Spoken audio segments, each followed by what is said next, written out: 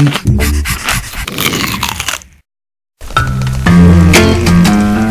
what is our life, Mayur?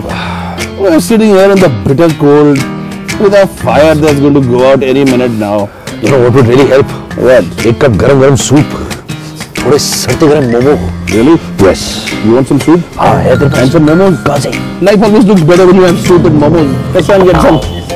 Oh, and look at that. Oh. You asked for soup, my friend. Soup. And here's some momos to go with it. And life is suddenly looking up again. How are you going to drink that soup, by the way? Because I can eat the momos like this. Here, watch. Food is something that never lets you down. It will always deliver whenever you need it. I love you, soup. I love you. We're always hungry. We're always craving. And we'll be traveling the length and breadth of India to satisfy our food madness. And today, we're food mad for hot food.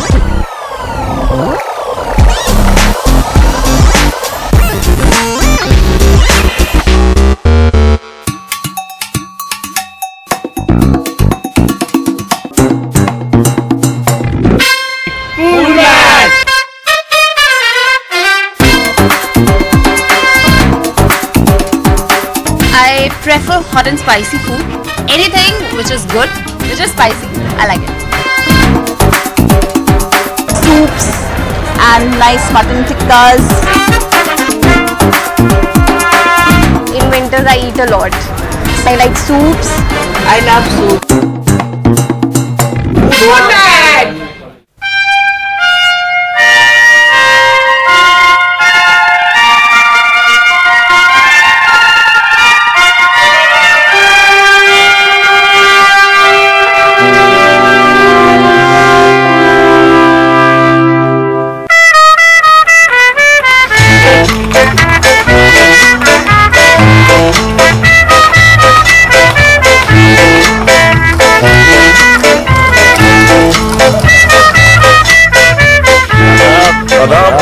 Thank you, thank you, thank you. Good to have you with us. I'm already feeling royal. Yeah, thank absolutely, you. Absolutely. That's how you should feel when you come to the Falaknuma Palace. And this vehicle is beautiful, great mileage, that's the royal insignia of the 6th Nizam, who stayed here and died here in 1911. Not you. I'm feeling good already. It could have been me, you never know. So, what is Falaknuma? Falak, you know, it's a Persian word. Falak means sky, Numa means like.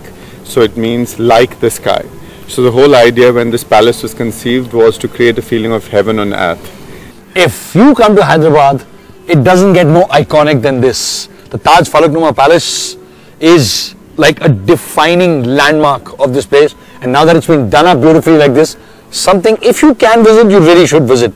And of course, we're not even starting with the food and the drink that you get at Taj Falaknuma. Absolutely. You've not even entered yet. You're not even entered. Okay. Yeah. So let's start off.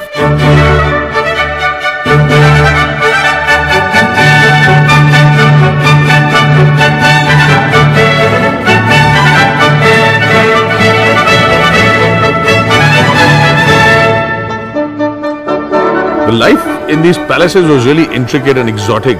Imagine sitting out here looking over the entire city.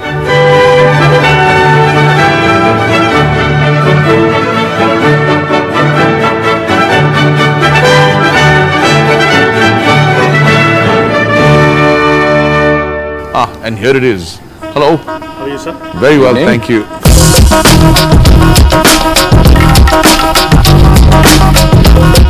Oh, it smells wonderful.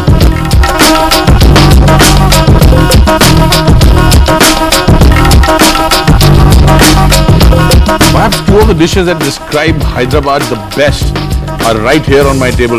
There's patthar ka gosht, which is literally stone meat. And that's a gosht, a kebab, which is prepared by grinding on a stone and softening it up and then cooked and served. And this, the legendary halim of Hyderabad, available at Falaknuma throughout the year. So I had to put in a request with the chef because it takes more than a day to make it. And the story is, and this comes from a lot of people who are very passionate about the food, that this is actually the best halim available. Rocky's going to put that to the test. I don't know, but I can see the chef over here. Hi, chef. How are you? How are you, chef? It's an honor to have nice you with to us. meet you. Thank you. Good to see you. Please. No, we always stand up for chefs. Royalty, not so much. Politicians never. Chefs, always. It's a good rule. It's an honor to have you with us, sir. So, Thank you. what we've got on the table for you is halim. And I've got a vegetarian halim coming for you as well. So, A vegetarian halim. That's unusual. I hope there aren't like people turning over in their graves. that is possible. Yes. That is very much possible. So, chef, the halim is actually the most iconic dish of Hyderabad ever. Correct.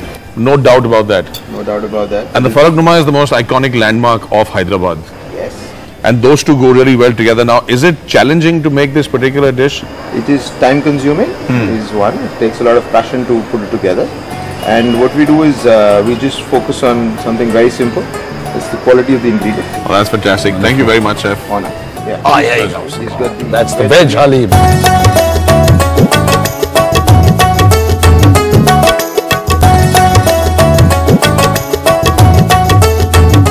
I want to just tell you about how this halim tastes.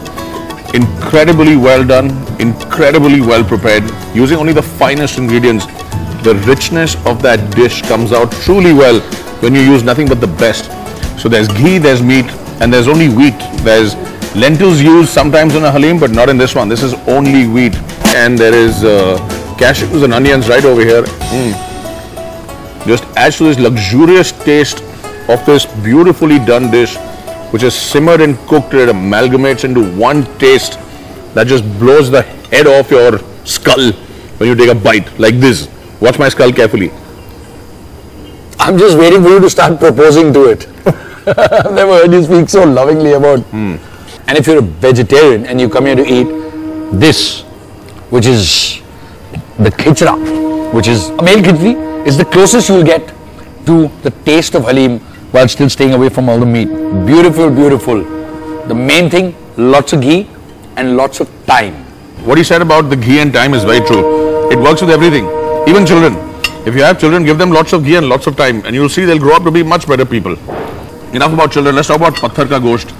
This one's been marinated for 48 hours, and I'm going to hold it up so you can see what a delicate, fine cross-section of meat that is.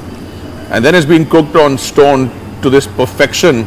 Again, once all the spices have gone in, and yet the juices somehow are retained inside that really delicate piece of meat. The flavor just erupts out of each bite.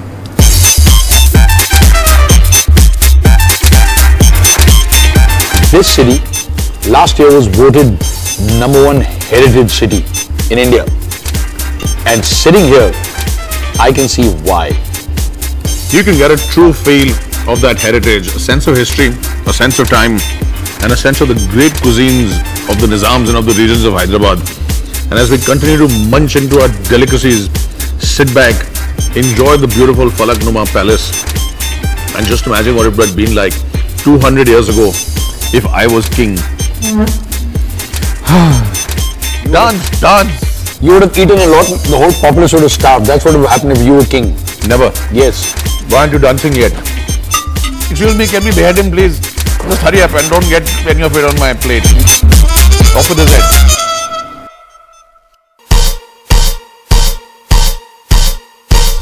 When you're in Hyderabad, come down to the Marriott. They have a restaurant called the Bidri.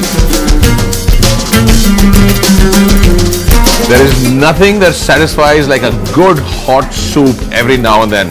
And when you get a craving for something hot, you've got to satisfy that by digging into something like this, the Murg Badam Shorba. A shorba is a classical Indian soup, and they're more popular than you would think. They're not very often consumed or available in restaurants. But the Bidri over here does food and soups from 4 regions or 4 cuisines. So there's the Avadi, of course, from Lucknow. There's the food of Hyderabad, the cuisines from Hyderabad. There is Kashmiri. And the 4th one is Kakatiya, which is of the Telangana, Andhra region. And all of them are mighty cuisines indeed. And what I'm starting off is a chicken and badam shorba. And this is a paste of almonds put into a really nice thick chicken soup with a basic spice level. Albeit, if you want to see what kind of spice level you really enjoy, they have a little trick at Bidri to be able to do that. As soon as you come in here, you hand a dish which is called the adab. And what they do is they give you these deep fried crackers and 3 accompaniments. You have sweet papaya, you have a cool yogurt, and you have a spicy ginger chutney.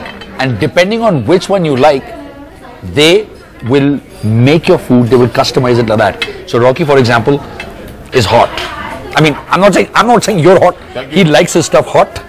So he's gone straight for that. I like my stuff nice and cool. So I'm going to go for the yogurt. And a little bit of sweet also. So what he's basically saying is, I'm hot, he's cool. And neither of us is sweet. No. What I've got here is a really nice, simple tomato and coriander shorba. Now the word shorba, people say it comes from Arabia. It comes from the word shurba, which means soup. But some people say it is of Persian origin and it means salty or brackish stew. It's usually salty. And just when you think this is the only soup we're having, we're not. Because when you have a craving for something hot, you need more than just one soup. So we've got another soup on the way. And here's Mr. Shashi Pal with it. Fire is being lit. Things are going to warm up here. The action is heating up. Come on, use some more hot adjectives. Me? Hot. How you doing? From the first sip to the last sip, your shorba will be hot. And this is how they do it, is all the makings, the vegetables, and then Rockies get the meat, and then the broth is poured over on top. Look at that. That is a very pretty soup. This is the Nihari Paya soup. You all know what a Nihari is, the breakfast of champions. A huge concoction of spices and meats subtly put together. And of course the Paya is a trotter or the hoof. Oh my God, and look how delicate that meat is. It's actually peeling off the bone. You can't even pick it up without having it fall away. Oh, well done. Look at that, look at that, look at that, look at that, look at that. Oh. Wow. And now it's time I put my foot in my mouth. In the good old days, long before there were painkillers and antibiotics, soups and stews, especially ones which had the meat, was considered to be really good to help you heal. And you thought it was just a soup. So if you were vegetarian, basically, you were dead. No chance of survival. The Kai curry or mixed vegetable soup, not very thick, but it's a wonderful, wonderful hot healing broth. Lots of fresh vegetables floating around inside. Personally, I always prefer to start with a shorba. Because I don't like soups. I think a shorba is much better than a soup. Definitely. Yeah. A shorba is basically the great granddaddy of the soups. In the old empires and the civilizations, shorba has been around for a long time before sort of the Europeans came out of the jungles and got civilized and started making soups and stews. All I can say right now is it's hot, it's comforting, it's healing. I'm glad I had a hot craving.